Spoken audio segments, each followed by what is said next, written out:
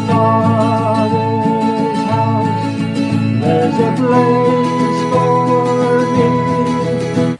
This is session 3 of the Father's house. And today I want to focus on the notion of a redeemer. Now, it is not purely a religious idea.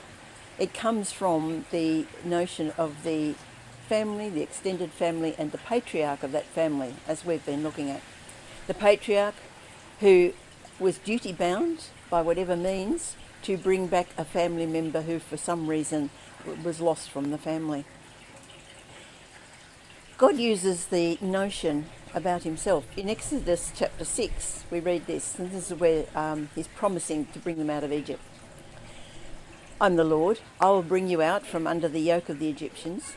I will free you from slavery. I will redeem you with an outstretched arm and mighty acts of judgment.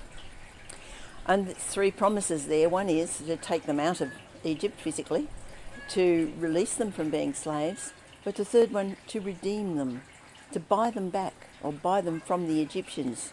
And this he would do with amazing acts like crossing the Red Sea and all the plagues that he brought to Egypt. 1 Chronicles 17:21 says, "And who is like your people Israel, the one nation on earth whose God went out to redeem a people for himself?" Psalm 74:2, "Remember the nation you purchased long ago, the people of your inheritance, whom you have redeemed."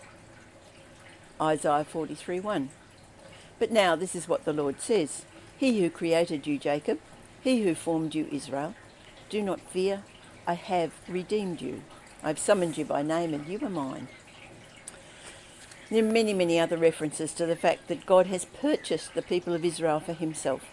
He's paid the price and made them his people. The notion of redeeming also belongs on a personal level. It says in Numbers that and in Deuteronomy, I haven't got the actual reference, that every firstborn male belongs to God and has to be redeemed or bought back.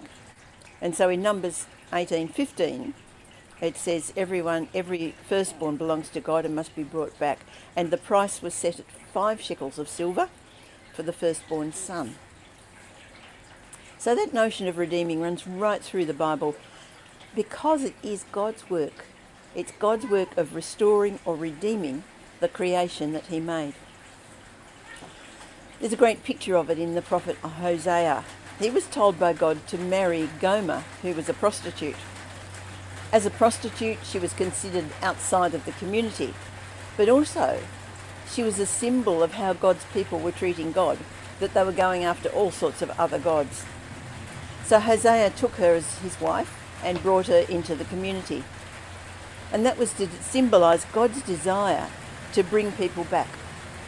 But after a while, Gomer went back to the streets and Hosea was forced to go and buy her back 15 shekels of silver and a lethek of barley, whatever a lethek is. He had to pay the debt to bring her back. And that was to demonstrate God's love for Israel, his willingness to bring Israel back, but that he was the Redeemer. He was the one who paid the price. This, of course, is the very nature of God.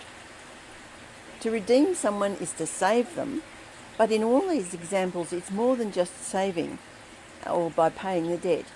It's also a restoring, bringing them back into the family. So it's restoring, not just buying.